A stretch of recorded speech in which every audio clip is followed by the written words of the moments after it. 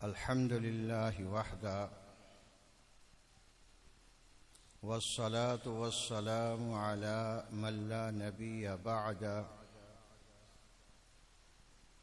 أما بعد فأعوذ بالله من الشيطان الرجيم بسم الله الرحمن الرحيم هو الذي أرسل رسوله بالهدى ودين الحق ليظهره على الدين كله وكفى بالله شهيدا. درود شریف. اللهم صل على محمد وعلى آل محمد كما صليت على إبراهيم وعلى آل إبراهيم إنك حميد مجيد. اللهم بارك على محمد وعلى آل محمد كما باركت على إبراهيم وعلى آل إبراهيم إنك حميد مجيد. يا رب صل وسلم دائما أبدا على حبيبك خير الخلق كلهم. هو الحبيب الذي ترجى شفاعته لكل حول من الأهوال مقتحم. اللہ جل جلالہ بہت ہی عظیم اور بڑی ذات ہے.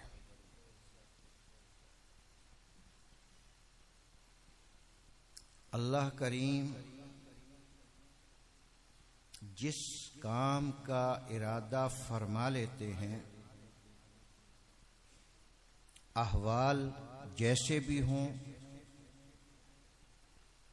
مخلوقات میں اضطراب جس طرح کا بھی ہو، وہ کام اللہ کر کے فرماتے ہیں، ہو کے رہتا ہے. اور جس کام کے نہ کرنے کا ارادہ فرما لیتے ہیں، ساری مخلوقات اس کے کرنے کا سوچ لے تو ہو نہیں سکتا. میں نے سورہ فتح کی آخری رکوع کے دوسری آیت آپ کے سامنے پڑھی ہے، جس میں اللہ سبحانہ وتعالی ارشاد فرماتے ہیں هو الذی ارسل رسولہ بالہدی ودین الحق. اللہ وہ ذات ہے جس نے اپنے رسول صلی اللہ علیہ وآلہ وسلم کو ہدایت کے ساتھ بھیجا اور دین حق دے کے بھیجا.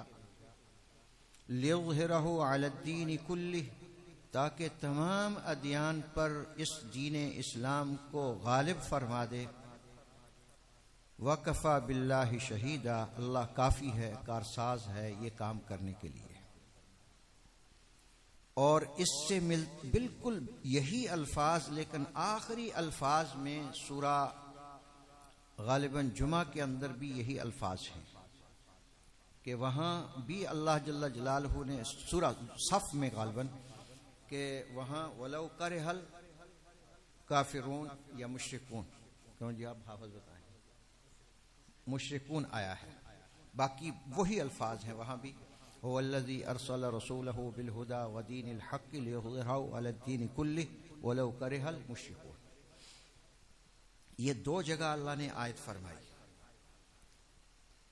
تو اب دین حق کا پورے عالم میں تمام ادیان سابقہ پر غالب کر دینا، یہ اللہ جل جلالہ کا اپنا مبارک فعل ہے. جیسے چاہیں اللہ کر کے دکھاتے ہیں. اگلی بات کرنے سے پہلے ایک بہت ہی الہا کے ساتھ درخواست یہ ہے کہ ہم جتنے بھی بیٹھے ہیں، خواہ بزرگ ہیں، نونہال نوجوان ہیں یا چھوٹے ہیں، سارے کے سارے اپنے اکابرین سے مراد حضرات صحابہ رضوان اللہ علیہ مجمعین سے لے کر آج تک کے جتنے بھی علماء حقہ ہیں، سب پر ہمارا اعتماد ہو کہ وہ برحق ہیں اور صحیح ہیں، تو انشاءاللہ ہمیں دین کی سمجھ آئے گی، فہم دین بھی آسان ہوگا، اور اس میں دین کے جتنے بھی معاملات ہیں وہ عیاں آنکھوں سے نظر آئیں گے کہ اللہ رب العزت ان کو سب پر غالب فرماتے چلے جا رہے ہیں۔ تو یہ تو سورہ فتح کی آیت میں نے آپ کے سامنے پڑھی ہے۔ اللہ رب العزت نے ارشاد فرمایا سب دینوں پر اللہ نے اس دین اسلام کو غالب کرنا ہے۔ اب آپ سے ایک سوال ہے کہ دین اسلام، دین متین کے اولین جناب رسول اللہ صلی اللہ علیہ وسلم کے شاگرد کون ہیں؟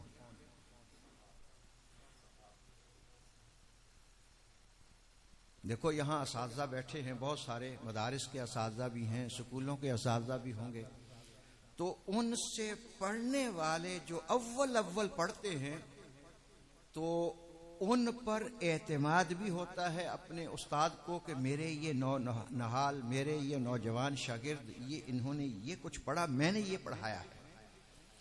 تو دین اسلام میں سید کونین روح کائنات حضرت محمد رسول اللہ صلی اللہ علیہ وسلم کے اولین شاگرد جو ہیں وہ حضرات صحابہ ہیں رضوان اللہ تعالی علیہم اجمعین۔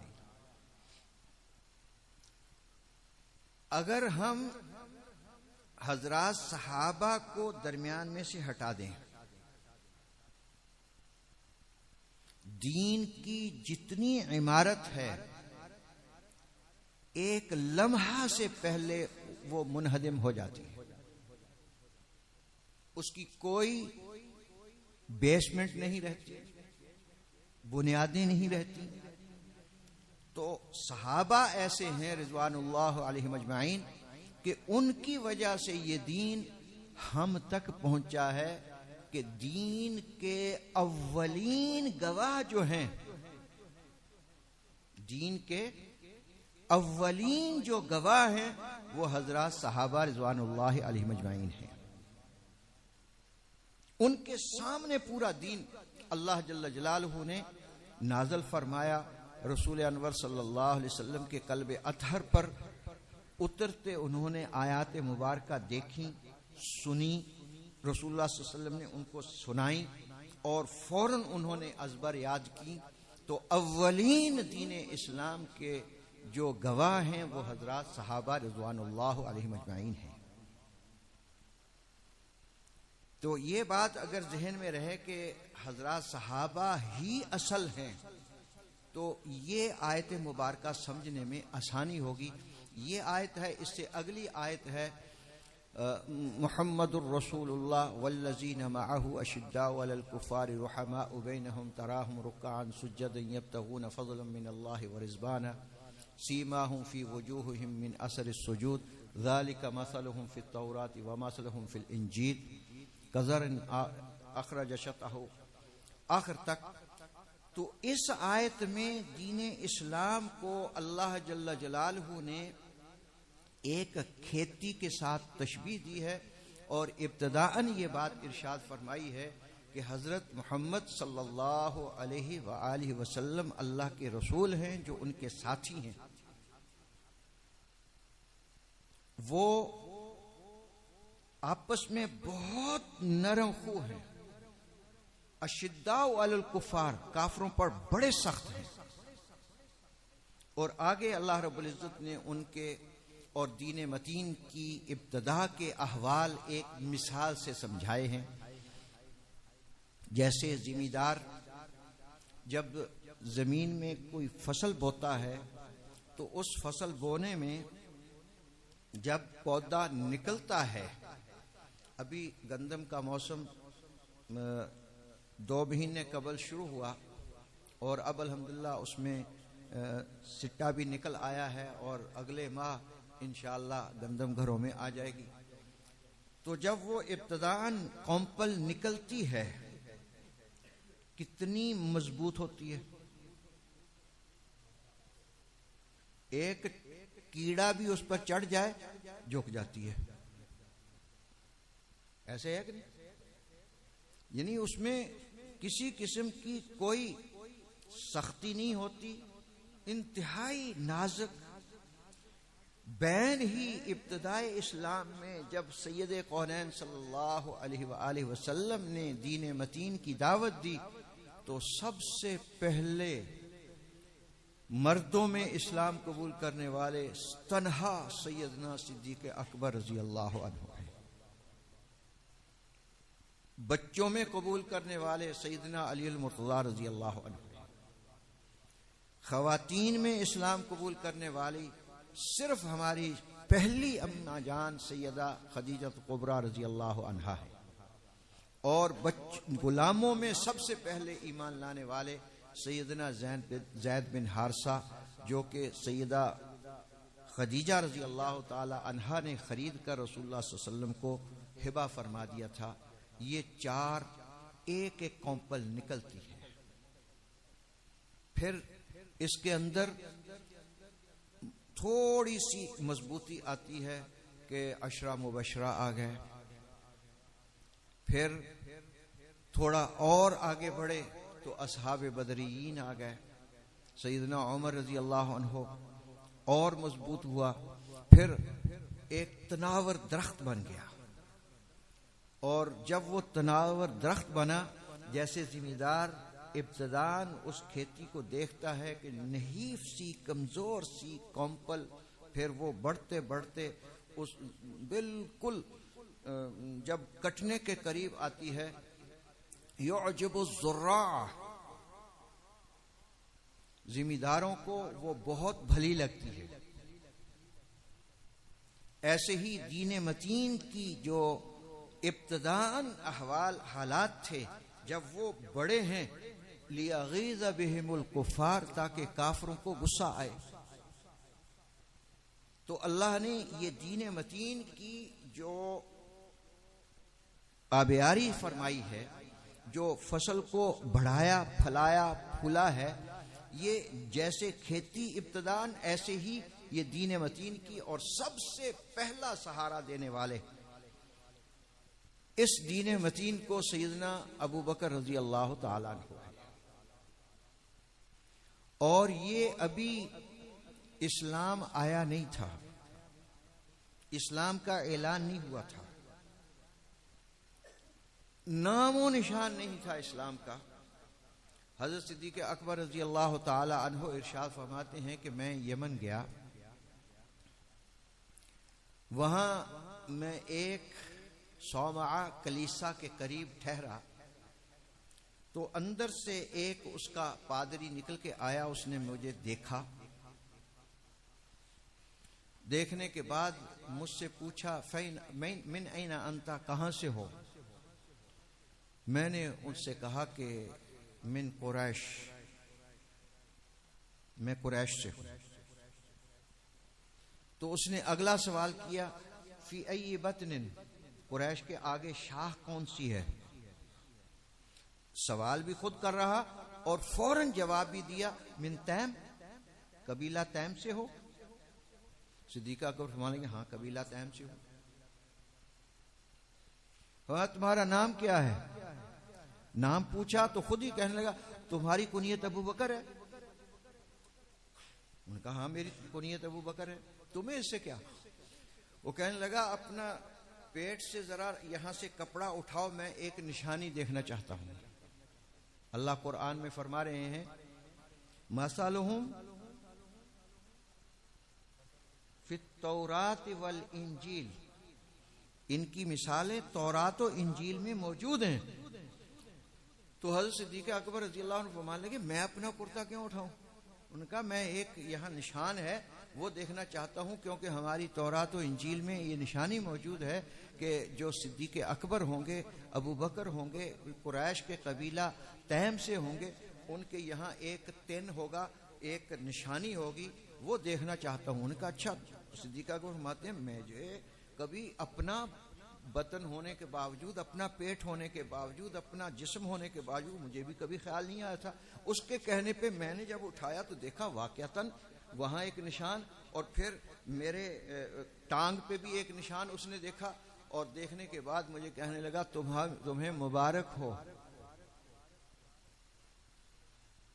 وہ کہنے کس بات کی مبارک ہو؟ وہ کہنے لگا کہ جلد ایک نبی جو آخر الزمان نبی ہیں، سید کونین حضرت محمد رسول اللہ صلی اللہ علیہ وسلم، تم ان کے پہلے وزیر ہوگے۔ تم ان کے پہلے خلیفہ بلا فصل ہوگے. یہ کس نے بتایا تھا اس نے؟ آج ہم ایسی شور مچاتے ہیں خلیفہ بلا فصل وہ نہیں ہے. یہ تو یہودی بھی مانتے ہیں. یہ وہ یہودی پادری تھا، عیسائی تھا، یہودی عیسائی سارے مانتے. ایک نہیں ہے. اللہ فرماتے ہیں مَثَلُهُمْ فِي التَّوْرَاةِ وَالْإِنْجِيلِ، تورات انجیل میں ان کی مثالیں موجود ہیں. حضرت عمر رضی اللہ تعالیٰ عنہ ارشاد فرماتے ہیں کہ میں ایک دفعہ تجارت کی غرض سے ملک شام میں گیا، تو واپسی پہ جب ہمارا قافلہ لوٹا تو مجھے کوئی چیز لینی تھی، خریدنی تھی. وہ میں لینے کے لیے اپنے قافلے والوں سے کہا تم جاؤ، میں وہ چیز خرید کے سواری میرے پاس ہے، میں آپ سے آ ملوں گا. تو حضرت عمر رضی اللہ عنہ فرماتے ہیں کہ میں وہاں ٹھہر گیا اپنی چیز لینے کے لیے. تو میں نے اپنی سواری ایک جگہ باندھی، تو اس کے بعد میں شہر میں گیا اور جا کے اپنی چیز خریدنے کے بعد دیکھا مجھے کچھ محسوس ہوا کہ تھکن محسوس ہو رہی. میں ایک دیوار کے سائے میں بیٹھ گیا. جب میں دیوار کے سائے میں بیٹھا تو اندر سے ایک پادری نکلا. وہ بھی ایک کلیسا تھا، صومعہ تھا، گرجا کہتے ہیں یا صومعہ عربی میں کہتے ہیں کلیسا. تو وہ مجھے کہنے لگا اندر آؤ. میں اندر چلا گیا. مجھے کہنے لگا یہ مٹی اٹھاؤ. یہ ساری باتیں ابن عساکر نے اپنی تاریخ دمشق کے اندر لکھی ہیں. اس کے علاوہ اور الفاروق شبلی روانی کتاب، اس میں بھی یہ باتیں موجود ہیں. تو اس حضرت عمر فاروق فرماتے ہیں میں نے اس سے کہا کہ میں تمہارا نوکر ہوں، مٹی اٹھاؤں، میں کون اٹھاؤں. خیر وہ مجھے یہ کہہ کے چلا گیا.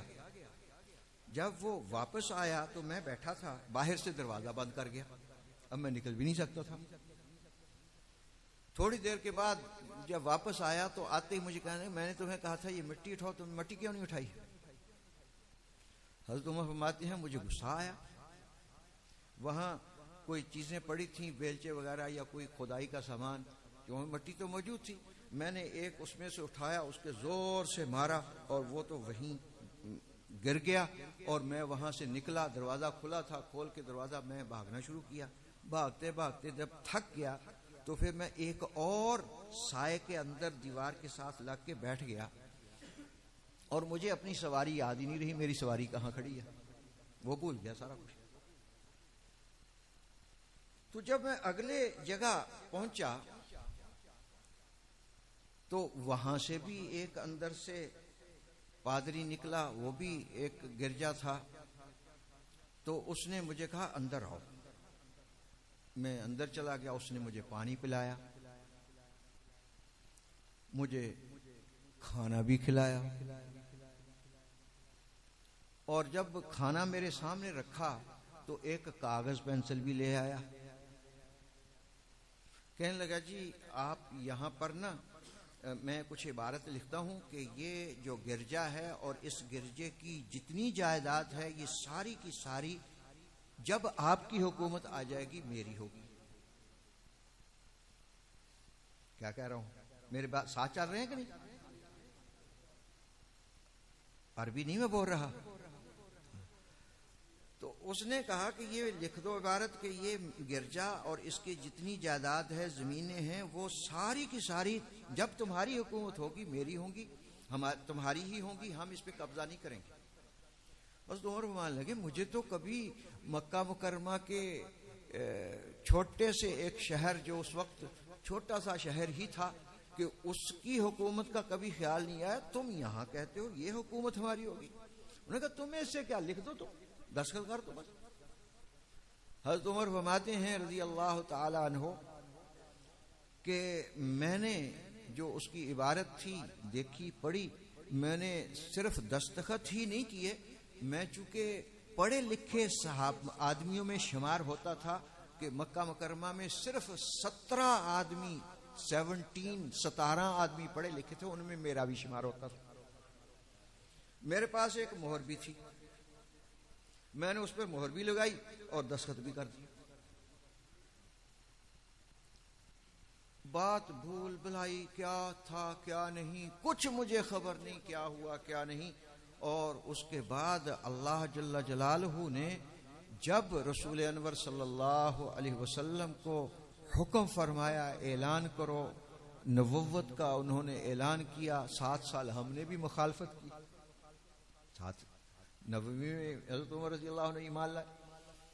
تو اس کے بعد پھر اللہ نے ہم ہجرت کے بعد مدینہ منورہ، اور مدینہ منورہ کے بعد پھر سیدنا عمر فاروق صدیق اکبر رضی اللہ عنہ کا دور گزرا۔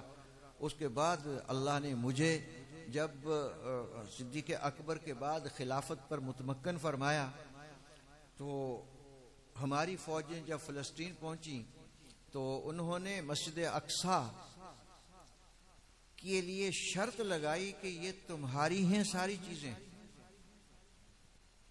اس شرط پر کہ ہم نہیں چاہتے خون خرابہ، ہم نہیں لڑنا چاہتے، ہم نہیں کوئی تمہارے ساتھ کسی قسم کی ایسی بات کرنا چاہتے، تمہارے جو امیر المؤمنین ہیں، جو ہمارے جو بادشاہ ہیں، وہ آئیں آ کے ہم سے چابی لے لیں، ہم چابی دینے کے لیے تیار ہیں۔ وہاں اس وقت جو سپہ سالار افواج تھے، انہوں نے حضرت عمر رضی اللہ عنہ کو خط لکھ کے بھیج دیا کہ حضرت یہ تو آپ کے بارے میں ایسے فرما رہے ہیں۔ حضرت عمر رضی اللہ عنہ نے فرمایا میں آتا ہوں۔ اور وہ قصہ آپ نے علماء اکرام سے سنا ہوا ہے سارا، کہ کس شان سے سیدنا عمر فاروق رضی اللہ عنہ اس سفر میں وہاں تک پہنچے ہیں کہ غلام ہے ساتھ، اور خود کبھی سواری پہ غلام بیٹھتا ہے، خود مہار پکڑ کے آگے آگے چلتے ہیں، اور کبھی سواری پہ اپنی باری پہ خود سوار ہوتے ہیں اور غلام چلتا ہے۔ اور جب قریب پہنچ گئے تو افواج اسلامی نے بہترین ایک جوڑا سمجھتے سوٹ، 3 پیس سوٹ، لیکن وہ سیدنا عمر رضی اللہ عنہ کے لیے بنایا تھا، 3 پیس نہیں بنایا تھا، ان کے شان بنایا تھا۔ تو وہ جوڑا دیا، اور ایک بہترین عربی نسل کا گھوڑا کہ حضرت آپ یہ زیب تان فرما لیں اور اس پہ سوار ہو کے پھر آگے تشریف لے جائیں، کیونکہ ہمیں شرم آتی ہے جس لباس میں آپ آئے ہیں، اس آپ کے کرتے کو 17 پیوند لگے ہوئے ہیں۔ پیوند جانو؟ ٹاکیاں 17 جگہ تے لگی ہوئی۔ حضرت عمر فرماتے ہیں میں نے پہنا تو پہنتے ہی فوراً قلب کی کیفیت بدلی، میں نے اس کو چھوڑا اور اپنا وہی لباس پہنا، اور اس وقت آگے جانے کی باری مہار پکڑ کے میری تھی، اور میرے غلام نے اونٹ پہ بیٹھنا تھا، میں نے اس کا چالو کر، اس نے میری بڑی منتیں کی، حضرت دیکھو یہ کیا کہیں گے، فرمایا میں آپ کا ظاہری طور پر میرے تم زر خرید غلام ہو، میں تمہارا مالک ہوں، اور میرا حکم ہے کہ تم اوپر بیٹھو۔ جب اس شان سے اندر داخل ہوئے ہیں، مثلہم فی التوراۃ والانجیل، ان کی نشانیاں اللہ نے تورات و انجیل میں بھی دی، تو وہ جب گئے ہیں تو تورات و انجیل کو دیکھ رہے تھے، اور حضرت صدیق عمر فاروق رضی اللہ تعالی عنہ کے چہرہ اور ان کے لباس اور ان کی سواری اور سب کچھ دیکھ رہے تھے۔ انہوں نے پوچھا وہ جو اوپر ہیں وہ ہیں تمہارے امیر المومنین؟ ان کا نہیں، یہ جو نیچے تشریف لے جا رہے ہیں مہار پر۔ انہوں نے اسی وقت چابیاں دی۔ یہ اسلام کی شان ہے، اسلام کی عظمتیں ہیں، عزتیں اللہ دیتے ہیں اسلام کی وجہ سے، عزتیں دیتے ہیں ایمان کی وجہ سے، عزتیں دیتے ہیں رسول انور صلی اللہ علیہ وسلم کے مبارک اسوہ پر عمل کرنے کی وجہ سے۔ دولت سے عزتیں نہیں ہیں، فیکٹریوں میں عزتیں نہیں ہیں، کسی سیم و زر کے اندر عزتیں نہیں ہیں۔ عزتیں اللہ رب العزت نے قرآن میں فرمایا ہے ان العزت للہ ولرسولہ وللمؤمنین، اور دوسری جگہ فرمایا ان العزت للہ، ساری کی ساری عزت اللہ کے لیے ہے۔ عزتیں اللہ کے اختیار میں ہیں، جس کو اللہ چاہے عزتیں عطا فرمائے۔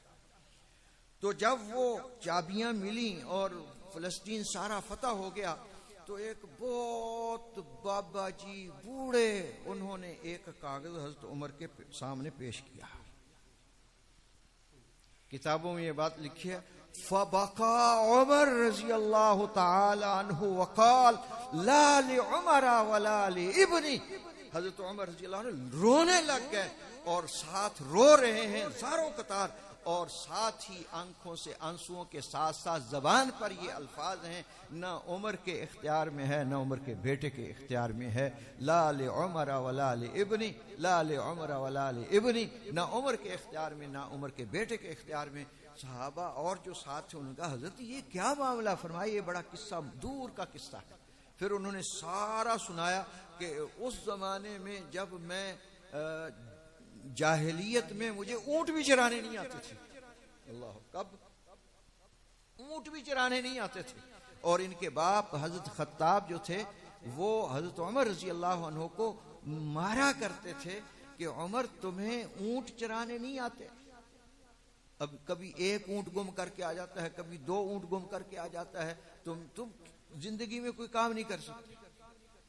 تو یہ عمر اب 22 لاکھ مربع میل پر اللہ نے ان کو حکومت اور سطوت اور رعب، دبدبہ، عزتیں، عظمتیں عطا فرمائی۔ پھر انہوں نے اس وقت بتایا کہ یہ بابا جی نے مجھ سے یہ تحریر لکھوائی تھی، اب میں اس کو کہہ رہا ہوں کہ یہ کہہ رہا ہے کہ یہ ہمارا کلیسا، ہمارا یہ گرجا اور اس کی جائیداد اور اس کے سارے جتنے بھی متعلقات سارے ہمارے، میں اسے کہہ رہا ہوں یہ عمر کے اختیار میں نہیں ہے، یہ عمر کے بیٹے کے اختیار میں، عمر کے خاندان کے اختیار میں نہیں ہے، یہ پورے مسلمانوں کے اختیار میں ہے، مسلمان جو چاہیں گے وہ ہوگا۔ تو اس لیے اولاً دیکھو جن کی شہادت اللہ نے قرآن میں دی، مثلہم فی التوراۃ ومثلہم فی الانجیل، کہ تورات و انجیل میں قرآن کہہ رہا ہے، تورات میں بھی انجیل میں بھی ان کی نشانیاں، ان کے خد و خال، ان کی ہر چیز انجیل، تورات، زبور وغیرہ میں موجود ہے۔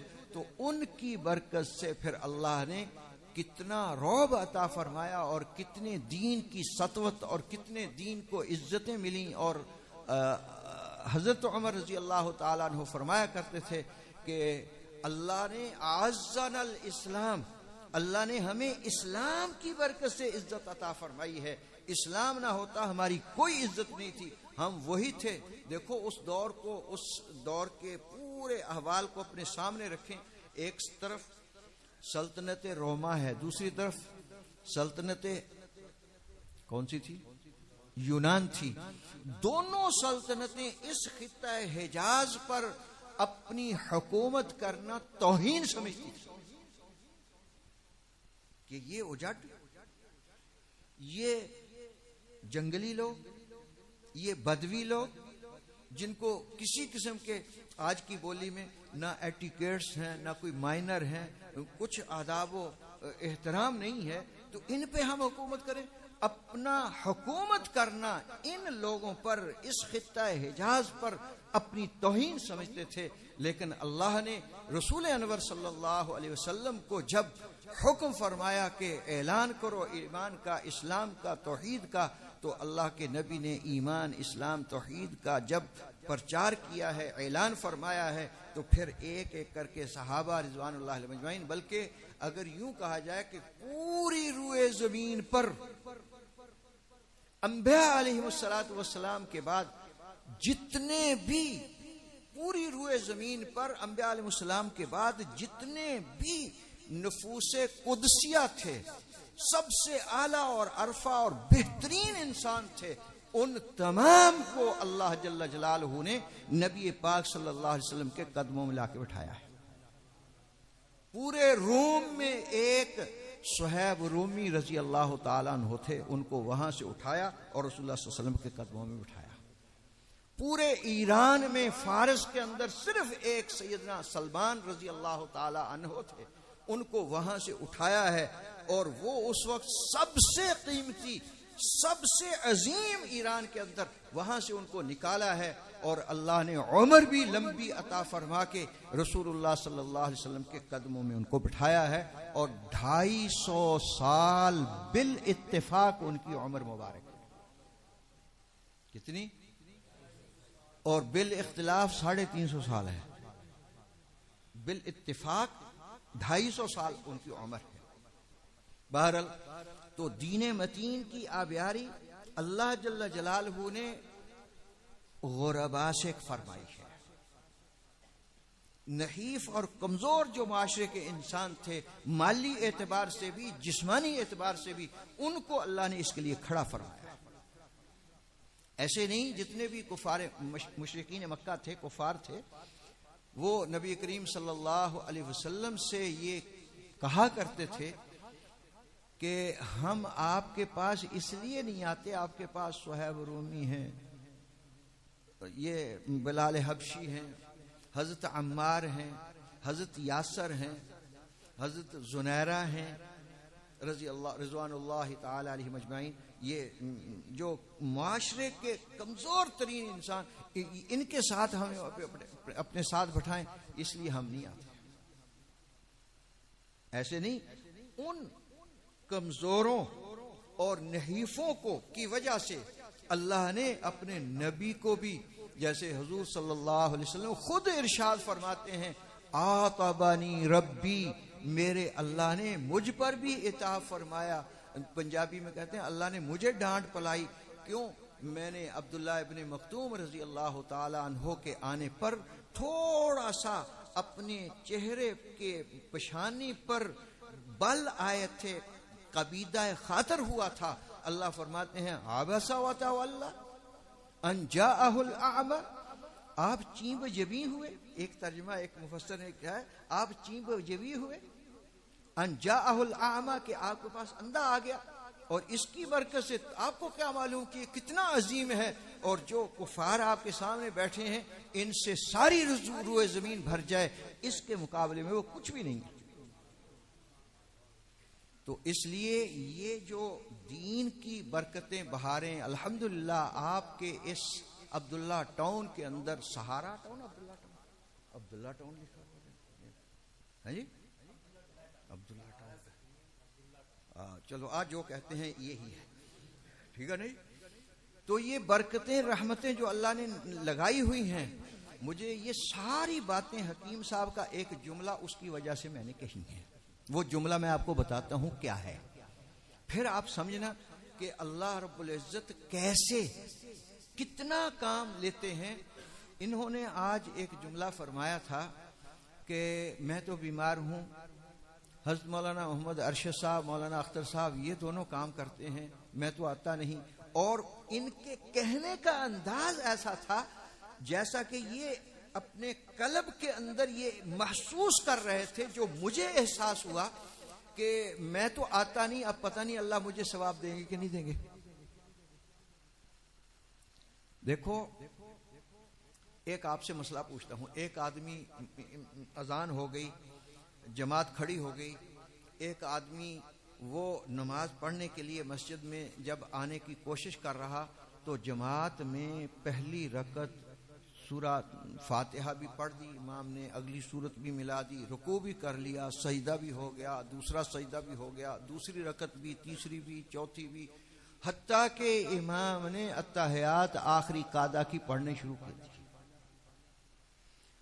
اور جب وہ آیا اس نے دیکھا کہ امام صاحب اور جتنے مقتدی ہیں وہ بیٹھے ہیں تشہد کے اندر، اور اس نے جلدی سے اللہ اکبر کہہ کے نیت باندھی، اور 3 دفعہ جتنی دیر میں سبحان ربی العظیم یا سبحان ربی الاعلی یا سبحان اللہ کہا جاتا ہے، اتنی دیر ٹھہرا کھڑا رہا، اس کے بعد اللہ اکبر کہہ کے بیٹھا ہی ہے۔ جو ہی وہ بیٹھا امام نے کہا السلام علیکم ورحمۃ اللہ، السلام علیکم ورحمۃ اللہ۔ اب یہ آنے والے کو جماعت کا ثواب ملا کہ نہیں؟ علماء کرام بیٹھے ہیں میرے پاس، بولتے نہیں، ملتا ہے نا، ملتا ہے نا۔ تو اس کام میں جو بالکل اخیر میں بھی آئے گا، لگے گا کہ یہ کام کرنا ہے، تو انشاءاللہ اس کو جماعت کا ثواب ملے گا۔ جو دین متین، دیکھو ایک اور مثال سے عرض کرتا ہوں، سیدنا یوسف علیہ نبینا علیہ الصلوۃ والسلام کتنے حسین، جمیل، خوبصورت تھے۔ یہ واحد اللہ کے ایسے نبی ہیں حضرت یوسف علیہ الصلوۃ والسلام کہ جن کے بارے میں اللہ نے ان کے قصے کو شروع سے اخیر تک یکجا ایک سورت کے اندر تسلسل کے ساتھ ارشاد فرمایا. اور نبی پاک صلی اللہ علیہ وسلم ان کے بارے میں ارشاد فرمایا کرتے تھے کہ شریف ابنو شریف ابنو شریف ابنو شریف، نبی کا بیٹا، نبی کا پوتا، نبی کا پڑپوتا، 4 نسلیں نبی ہیں. حضرت ابراہیم علیہ السلام نبی ہیں، جد الانبیاء ہیں. ان کے بیٹے سیدنا اسحاق علیہ السلام نبی ہیں. ان کے بیٹے سیدنا یعقوب علیہ السلام جن کا لقب اسرائیل ہے. اور سارے کے سارے نبی سوائے 11 نبیوں کے، دیکھو کیا کہنے لگا ہوں، سوائے 11 نبیوں کے باقی سارے کے سارے حضرت یعقوب علیہ السلام کی اولاد میں اللہ نے پیدا فرمائے. ان کے بیٹے حضرت یوسف علیہ السلام ہیں. اور حسن و جمال میں اللہ خود قرآن میں فرماتے ہیں قطعنا ایدیہن، ہے کہ نہیں؟ مصر کی خواتین نے یوسف علیہ السلام کو دیکھا، دیکھنے کے پھل کاٹ رہی تھی، پھل نہیں کٹے، انگلیاں کاٹ لی. تو جب یہ مصر کے بازار میں فروخت ہو رہے تھے تو ایک بڑھیا اس دور میں چند سوت کی اٹیاں لے کر خریدار بننے کے لیے آئی. کسی نے کہا اماں وہ تو بڑا حسین جمیل ہے، بڑا خوبصورت ہے، تو کہاں خریدے گی؟ کہنے لگی چھڈ پرے، مینوں بھی پتا میں نہیں خرید سکتی. لیکن جب اللہ جل جلالہ کے ہاں فہرست چھپے گی کہ یوسف کے خریداروں میں کون کون تھا، آخر میں میرا نام آئے گا کہ نہیں آئے گا؟ آئے گا، اماں جی کا نام آئے گا نا. اور ہم بھی دیکھو ان کے بارے میں بتاتے ہیں کہ ایک اماں بھی آئی تھی. تو جو بھی اس کام کو کرے گا کہ اللہ کا نام پورے عالم میں پھیل جائے، پورے انسانیت کے قلوب کے اندر جاگزی ہو جائے، پوری انسانیت اللہ اللہ کرنے والی ہو جائے، پوری انسانیت معرف الہی سے معمور ہو جائے، ساری انسانیت کو اللہ کا نام سکھانے کے لیے ہم تیار، اور ہم اس کام کو کریں گے انشاءاللہ. جیسے اس بڑھیا کا نام اس فہرست میں آیا، تو جیسے جو بھی اس اللہ کے نام کو خواہ وہ سالانہ اجتماع کی آخری نشست میں آنے والا ہو یا کسی اور جگہ کسی اور مسجد میں کہ وہاں اجتماع ہو رہا ہے وہاں پہنچے اور ایک ہی دن. اور پھر اللہ رب العزت کا یہ قانون ہے کہ جب ایک دفعہ آ جاتا ہے کسی کو قبول فرما لیتے ہیں تو پھر اللہ اس کو مردود نہیں فرماتے. اس کی دلیل ہم دعا مانگتے ہیں. پہلے اللہ کی تعریف کی الحمدللہ رب العالمین، اللہم لک الحمد کلہ. اس کے بعد درود شریف پڑھا، پھر مانگا یا اللہ مینوں پتر دے دے، یا اللہ مینوں 5 کوٹھیاں دے دے، یا اللہ مینوں 5 لاکھ دے دے. مانگتے ہیں نا، میرا کاروبار نہیں، مجھے کوئی نوکری مل جائے، مجھے فلاں مل جائے. پھر درود شریف پڑھ لیا اللہم صلی علی محمد النبی الامی. پھر مانگا، پھر اپنے والدین کے لیے مانگا، سب کے لیے مانگا، آخر میں پھر درود شریف پڑھ لیا. دعا یہ قبول ہوگی کہ نہیں ہوگی؟ بولو. ہمارے حضرت جی حضرت اقدس صوفی محمد اقبال صاحب نور اللہ مرکزہ ارشاد فرمایا کرتے تھے کہ درود شریف ایسا وظیفہ ہے اگر یہ ریاکاری کے لیے بھی پڑھا جائے تو بھی اللہ قبول فرماتے ہیں، تو بھی اللہ پاک جل جلالہ قبول فرماتے ہیں. ہو نہیں سکتا کہ اللہ قبول نہ فرمائے. اور جب یہ مانگا پہلے درود شریف وہ اللہ نے قبول فرما لیا، یہ درود شریف پڑھا. اس کے بعد پتر مانگے، کوٹھیاں مانگی، سب کچھ مانگا، پھر درود شریف پڑھ دیا. پھر کچھ اور مانگا، اس کے بعد پھر درود شریف پڑھ دیا. اب یہ کہ اللہ اس کو بھی قبول فرما لے، اس کو بھی قبول فرما لے، اس کو بھی قبول فرمائے، یہ مردود فرما دے، ایسا ہو سکتا ہے؟ ایسا ممکن ہی نہیں ہے.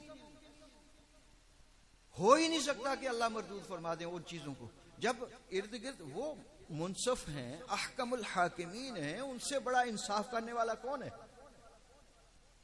ہم بسا اوقات سمجھتے ہیں کہ دیکھو جی انصاف نہیں ہے، ہمیں اللہ نے یہ دیا، اس کو اتنا کچھ دے دیا. اللہ نے غور کرو، سوچو، جو ابتدائی چیزیں ہیں، حقیقی چیزیں ہیں، وہ اللہ نے سب کو یکساں عطا فرمائی ہیں.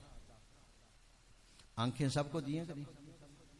دل دماغ دیا، سوچنے کی قوت دی، اور پھر اس سوچنے کی قوت میں ہمیں اختیار دے دیا کہ اس سوچ میں تم اللہ اللہ سوچو یا کچھ اور سوچو۔ قوت تو دی اللہ رب العزت نے، اس میں ہم کیا سوچیں یہ ہمارے اختیار میں کر دیا۔ آنکھیں دی، کیا دیکھیں یہ ہمارے اختیار میں اللہ نے کر دیا کہ ہم آنکھوں سے اللہ کی قدرتوں کو دیکھ رہے ہیں یا کہ اللہ کی نافرمانیوں میں جس سے اللہ نے بہت ہی زیادہ منع فرمایا ان کو دیکھ رہے ہیں، کس چیز کو دیکھ رہے ہیں، اور جس چیز سے اللہ نے دیکھنے سے منع فرمایا رسول انور صلی اللہ علیہ وسلم ارشاد فرماتے ہیں کہ اگر وہ شخص اس چیز کو دیکھنے سے اللہ کے خوف سے رک گیا، یجد حلاوت الایمان فی قلبہ، وہ اپنے دل کے اندر ایمان کی مٹھاس پائے گا۔ میں قسم کھا کے یہ کہہ سکتا ہوں، منبر رسول پہ بیٹھا اور باوضو بیٹھا ہوں، کہ واقعتاً ایسی مٹھاس اللہ نصیب فرماتے ہیں کہ وہ دنیا کے کسی شہد میں بھی مٹھاس نہیں ہوتی۔ اس کی ایک مثال سنو۔ ہمارا یقین ہے یا نہیں کہ نبی پاک صلی اللہ علیہ وسلم کے مبارک پسینے میں خوشبو آیا کرتی تھی؟ آتی تھی؟ کتنی آتی تھی؟ جس اماں عائشہ رضی اللہ تعالی عنہا نبی پاک صلی اللہ علیہ وسلم کے جبین مبارک پہ جو پسینہ آتا تھا اس کو جمع کر کے ایک شیشی میں رکھ کے اپنی خوشبو میں ملا کے وہ استعمال کر کے جب خواتین کے ہاں جاتی تو وہ پوچھتی، عائشہ یہ خوشبو تو نے کہاں لی؟ ہمیں تو ملتی نہیں ہے۔ انہوں نے کہا خوشبو میرے گھر میں ہے، خوشبو ہر لمحہ میرے گھر میں ہے۔ اور جس گلی کوچے سے گزر جاتے تھے تو تلاش کرنے والا اس خوشبو کی وجہ سے رسول اللہ صلی اللہ علیہ وسلم کے قریب پہنچ جاتا تھا کہ ادھر کو خوشبو مڑی ہے، ادھر کو جا رہی ہے، ادھر ہے نبی پاک صلی اللہ علیہ وسلم۔ اور جب پسینے میں خوشبو ہے تو نبی پاک صلی اللہ علیہ وسلم کے زبان اطہر سے نکلے ہوئے الفاظ میں مٹھاس اور خوشبو نہیں ہوگی؟ بولو۔ جب پسینے میں ہے تو الفاظ نبوی، پسینہ بھی اسی جسد مبارک سے نکلا ہے اور الفاظ نبوی بھی اسی جسد مبارک سے نکلے ہیں۔ اسی مبارک جسد کی جو سب سے اعلیٰ چیز ہے پورے جسد مبارک میں وہ قلب مبارک ہے صلی اللہ علیہ وسلم۔ اس قلب مبارک کی سوچ کو زبان نے الفاظ میں ڈال کر امت کے سامنے رکھا ہے۔ ان میں خوشبو اور ان میں مٹھاس اور ان میں یہ ساری چیزیں نہیں ہوگی۔ تو جو بھی ادھر آئے گا، جو بھی اس کام میں لگے گا انشاءاللہ، خواہ وہ آخری لمحات میں جب بھی، لیکن یہ نہیں کہ چلو جی آخری اس بنا پر حج بتھیرا ٹائم کر لیں گے، کوئی گال نہیں۔ لکھا ہوا کتنا ٹائم ہے؟ کسی کے پاس تحریر ہے کہ مجھے 10 منٹ اور رہنا ہے؟ بولو۔ کسی ایک کے پاس؟ کسی کے پاس کوئی تحریر نہیں ہے۔ نبی پاک صلی اللہ علیہ وسلم کے پاس نہیں، ہم کون ہوتے ہیں؟ نبی پاک صلی اللہ علیہ وسلم کی مجلس موجود ہے، صحابہ رضوان اللہ علیہ مجمعین تشریف فرما ہے، تو پوچھا بھی کتنی دیر زندگی کے ایام پتہ کوئی؟ کسی نے کہا حضرت نماز پڑھی ہے، پتہ نہیں اگلی پڑھنی ہے کہ نہیں۔ کسی نے کہا حضرت کھانا کھایا، اگلا کھائیں گے کہ نہیں کھائیں گے۔ کسی نے کہا گھر سے آئے ہیں، جائیں گے کہ نہیں۔ تو کسی نے کچھ کہا، کسی نے کچھ ارشاد فرمایا۔ سرور کونین صلی اللہ علیہ وسلم نے ارشاد فرمایا، قسم ہے اس ذات کی جس کی قبضے میں، جس کے دونوں انگلیوں کے مابین محمد رسول اللہ صلی اللہ علیہ وسلم کی جان مبارک ہے، مجھے اتنی بھی خبر نہیں جو سانس اندر گیا ہے وہ باہر آئے گا یا نہیں آئے گا، جو باہر آیا دوبارہ اندر جائے گا یا نہیں جائے گا۔ کسی کے پاس کوئی گارنٹی نہیں، اس لیے کہ ہماری عمر ہے لہذا کر لیں گے۔ ابھی تو حکیم صاحب تو لگے رہتے ہیں، اللہ ان کو جزائے خیر دے، مولوی اختر صاحب ہیں، مولوی ارشد صاحب ہیں، مولانا عبدالشکور صاحب ہیں، مولانا اعظم صاحب ہیں اور دیگر علماء کرام تشریف فرما ہیں۔ یہ تو علماء ہیں، یہ تو لگے رہتے ہیں۔ وہ بھی ہمیں کیا ہو گیا؟ ہم کیوں نہیں لگ سکتے؟ ہم نہیں لگ سکتے؟ ہمیں کیا ہو گیا؟ پچھلا جمعہ پڑھایا میں نے، جمعے کے بعد جو ہی میں جمعے کے لیے پہنچا اپنی مسجد میں تو ایک میرے الحمدللہ جمعے میں اساتذہ کرام زیادہ آتے ہیں، اسکولوں کے اساتذہ بہت سارے، 4-5 تو ریٹائرڈ ہیڈ ماسٹر ہیں ہائی اسکول کے، کچھ آن ڈیوٹی اساتذہ، وہ کئی ان میں سے ایک استاد محترم جو آن ڈیوٹی ہیں وہ میرے سے بھی پہلے مسجد میں نے کہا خیر تو ہے آج استاد جی؟ کہنے لگا جی آج میں آیا اس لیے کہ آپ سے وقت لینا تھا، تو میں نے مکان لیا، اس میں نا آج آپ نے نماز کے بعد دعا کرنی ہے۔ میں نے کہا جی ایک لمحہ بھی نہیں ہے۔ میں نے کہا کیا مطلب؟ میں نے کہا جمعہ پڑھانا ہے، جمعہ پڑھا کے انشاءاللہ عصر کی نماز میں نے پڑھنی ہے، جتنی دور میرا گھر یہاں سے ہے اس سے اتنا ہی آگے وقت لگتا ہے شہر کے اندر، تو وہاں مسجد میں نے میرا بیان ہے، وہاں بھی ایک سالانہ اجتماع ہو رہا ہے، وہاں مجھے جانا ہے۔ تو کل میں نے کہا کل انشاءاللہ پورے 6:30 بجے یہیں سے پینسرے سے گزرنا ہے، مجھے کوٹ ادو کے قریب جانا ہے اور 2 دن کے بعد پھر آنا ہے۔ کل میں واپس آیا اور آج یہاں ہوں الحمدللہ۔ جب یہاں سے جانا ہے اس سے اگلے دن 1 دن ٹھہر کے پھر جمعہ پڑھا کے قصور جانا ہے۔ جب میں نے یہ بتایا سارا شیڈول اپنا، ایک کہنے لگا مشغول بندہ چنگا، اللہ بلا نو بھی بیلی نہ رکھے، کسی نے ایمی چمڑی روگی۔ تو بہرحال یہ کام کرنے کا ہے، کرنے کا ہے۔ جیسے حکیم صاحب نے افسوس فرمایا میں تو بیمار ہوں، ٹھیک ہے، لیکن یہ کھاتے میں کس کے جا رہا؟ سوچو، یہ نہیں محنت انہوں نے کی ہے الحمدللہ، ان کی برکت سے اللہ رب العزت نے پورے ہارون آباد نہیں، ہارون آباد کے گرد و نواح چشتیاں، فوٹا باز اور جہاں جہاں بھی، اب مجھے تو چکوں کے نام نہیں آتے، جہاں جہاں بھی یہ تشریف لے جاتے ہیں یہ علماء کرام، وہاں وہاں الحمدللہ وہ سارے کا سارا ان کو اللہ نصیب فرماتے ہیں۔ جیسے اس کی ایک مثال جناب رسول اللہ صلی اللہ علیہ وسلم نے جب ہجرت فرمائی، ہجرت کی شب خود رسول اللہ صلی اللہ علیہ وسلم ابو بکر رضی اللہ عنہ کے دروازے پہ تشریف لائے، اور حضرت ابو بکر رضی اللہ عنہ نے جاتے جاتے جہاں ان کے اس زمانے کے درہم و دینار ہوتے تھے وہ ایک تاکچے میں وہاں سے سارے کے سارے نکالے ہیں، اور وہ 6000 درہم تھے، اور سارے نکال کے لے گئے اور راستے میں بھی کام آئے۔ اور جب وہاں مدینہ منورہ میں پہنچے ہیں، اس وقت جو مسجد نبوی ہے اللہ سب کو لے جائے، بار بار مقبول حاضریاں نصیب فرمائے۔ وہ مسجد نبوی کی ابتدائی زمین 2 بچوں کی تھی، اس کو قیمت سیدنا ابو بکر رضی اللہ عنہ نے ادا فرما کر وہ مسجد کے لیے وقف فرمائی۔ کتنے نمازی نماز پڑھتے ہیں وہاں؟ کرونا کو چھوڑو، اس سے آگے پیچھے بڑھو، اب کرونا کی بات نہیں، لاکھوں کے اعتبار سے، کروڑوں کے اعتبار سے الحمدللہ حجاج جاتے ہیں اور نماز پڑھتے ہیں، اور کہاں کہاں تک صفیں بنتی ہیں۔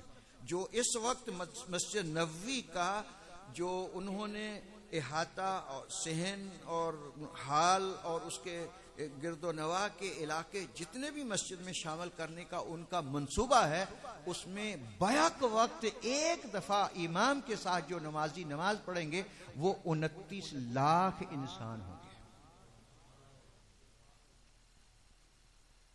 اور یہ صدیق اکبر رضی اللہ عنہ کے کھاتے میں ہے کہ نہیں؟ ہے نا؟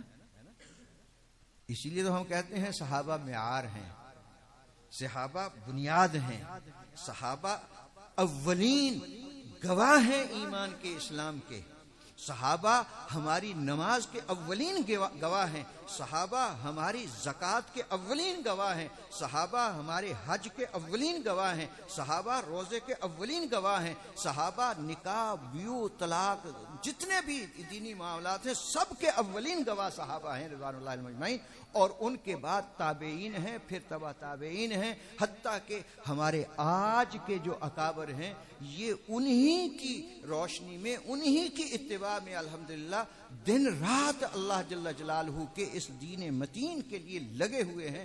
کچھ لوگ جہاد کے راستے سے لگے ہوئے ہیں، کچھ دعوت و ارشاد کے راستے سے لگے ہوئے ہیں، کچھ درس و تدریس کے اعتبار سے لگے ہوئے ہیں، کچھ تصوف اور سلوک کے اعتبار سے لگے ہوئے ہیں، کچھ رد فرقے باطل کے اعتبار سے لگے ہوئے ہیں، کچھ دینی مدارس یا جامعات، مختلف شاخیں ہیں ایمان کی، اسلام کی، سب کے اندر جڑے ہوئے ہیں الحمدللہ، اور یہ سب کے سب دین متین کے محافظ ہیں۔ اللہ ان سب کی حفاظت فرمائے۔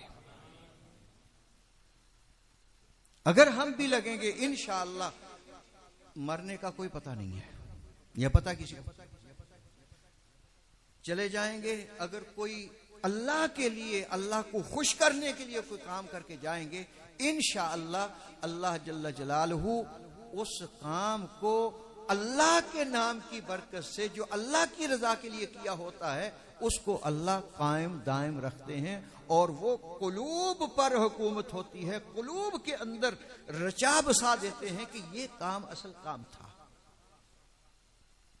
یہ اللہ کا ایک قانون ہے۔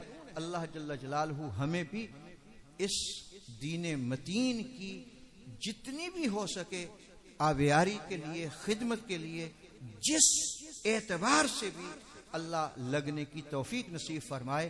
اور سارے کا خلاصہ یہ ہے کہ یہ ساری چیزیں اللہ جل جلالہ کی معرفت کے لیے ہیں، اللہ جل جلالہ کی پہچان کے لیے ہیں، کہ ہمارا اللہ ہمارا ہو جائے اور ہم اللہ کے ہو جائیں، اور اللہ ہم سے راضی ہو جائے، اور اللہ ہمیں اپنے سے راضی ہو کے کہہ دے کہ ذالک رضی اللہ عنہ ورضوا عنہ ذالک لمن خشی ربہ۔ یہ اللہ اعلان فرما دے، اللہ ہم سب سے راضی ہو اور اپنے اپنے وقت پر حسن خاتمہ کی دولت سے عافیت کے ساتھ نواز دے۔ اقول قولی ھذا استغفر اللہ لی ولکم ولسائر المسلمین۔ جنہ میں ٹائم دیتا ہے یہ وہ 5 منٹ باقی ہیں، کچھ اور کرنا ہوا۔